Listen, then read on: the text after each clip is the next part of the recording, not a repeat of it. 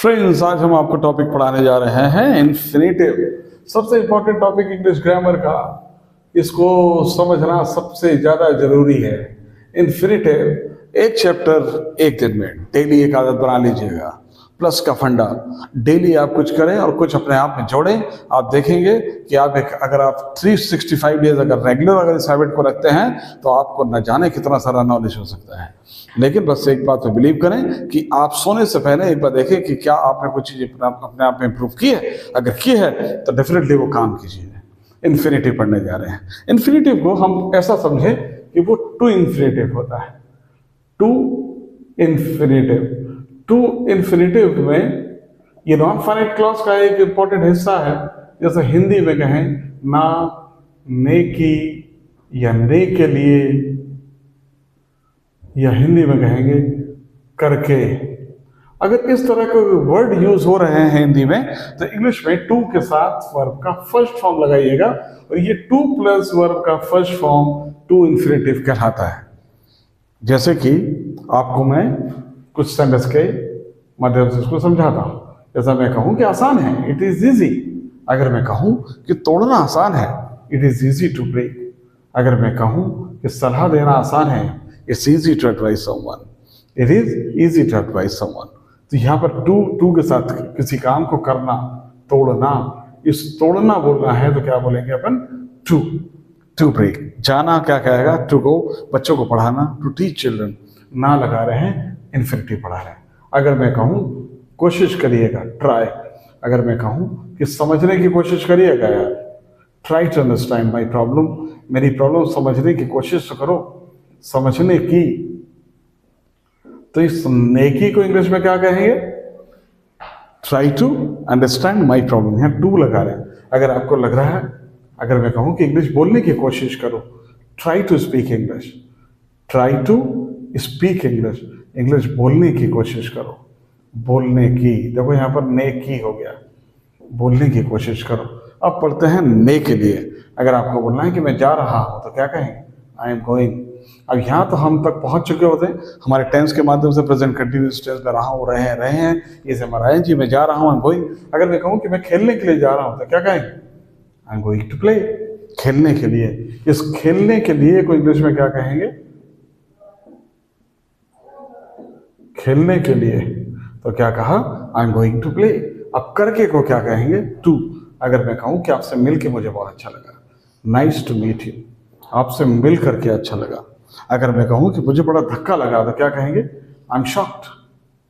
अगर मैं कहूँ कि मुझे जान करके धक्का लगा, I am shocked to know, जान करके, है ना। तो इस टू की प्रॉब्लम आपकी हमेशा हमेशा के लिए सॉल्व हो गई। आप समझ जाइएगा कि ना, ने की, ने के लिए, करके, इस तरह के कोई भी वर्ड अगर बीच में आते हैं तो टू के साथ V1 लगेगा। अगर मैं कहूँ कि तो आसान है, इट इज इजी तक तो हम पहुंच चुके होते हैं जब हम इट इज का यूज पढ़ा रहे होते हैं। लेकिन उसके लिखना बड़ा आसान होता है, it is easy to write but it is difficult to speak. लेकिन बोलना थोड़ा सा मुश्किल हो जाता है। तो इस ना और नेकी करके को क्या बोलते हैं? 2 + V1, है ना। बड़े बड़े सेंटेंस बोलने की जरूरत नहीं है कि we study hard so that we can pass examination. हम बोलते हैं we study hard to pass examination. Pass होने के लिए हम लोग खूब पढ़ाई करते हैं, पास होने के लिए। तो इस ने के लिए क्या लगाया? 2 + V1। चलिए अब हम एक और पढ़ लेते हैं, इसको कहते हैं bare infinitive. Bare infinitive, bare infinitive का मतलब होता है फर्स्ट फॉर्म विदाउट टू। इसमें टू नहीं होता, टू के बिना। तो विदाउट टू जो V1 होता है उसको क्या बोलते हैं? Bare infinitive. बेयर इन्फिनिटिव कहाँ कहाँ यूज होता है? तो हम लोग यहाँ पर कुछ नियम लिखवा देते हैं। जैसे कि आप यूज करते हैं would rather, had better, do nothing but, क्या कहेंगे? Do nothing but. या फिर आप कह सकते हैं है ना, इस तरह के word, dare not, need not. ये जब वर्ड आ रहे हैं तो इनको आर ऑलवेज फॉलोड बाय, इनके बाद हमेशा, are always followed by means इनके पीछे हमेशा क्या यूज होता है? Bare infinitive. इनके बाद हमेशा बेयर इन्फिनिटिव यूज होगा, ध्यान रखिएगा। जैसा अगर मैं कहूं कि तुम्हारे लिए बेहतर होगा, you had better consult doctor, तुम्हारे लिए बेहतर होगा कि तुम किसी डॉक्टर से सलाह मशवरा कर लो, तो यहाँ टू नहीं आएगा। You had better to consult a doctor, आपकी इच्छा होगी कई बार ऐसा लगाने की, लेकिन ऐसी स्थिति में भी जैसा अगर मैं कहूँ कि I dare not speak the truth, मेरी सही कहने की हिम्मत नहीं है, यहाँ पर आई डेयर नॉट, आई यहाँ पर टू नहीं आएगा, I dare not to speak नहीं होगा। हमेशा जैसा डू नथिंग बट मैं कहूँ कि तुम कुछ नहीं करते हो, you do nothing but play, तुम खेलने के अलावा कुछ नहीं करते हो, तो यहाँ पर टू लगाने की ज़रूरत नहीं है। अगर ये फ्रेजेस आपको दिख रही हैं, इनके बाद टू का यूज़ कभी नहीं होगा, इनके बाद हमेशा का यूज़ होता है बेयर इन्फिनेटिव। अब हम एक और नियम लिख लेते हैं, इस नियम नंबर 2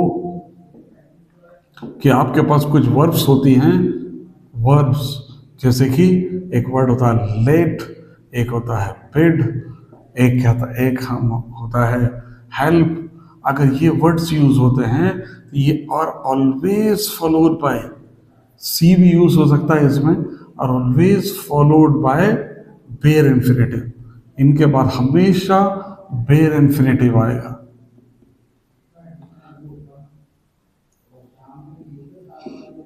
बेयर इन्फिनेटिव कैसे?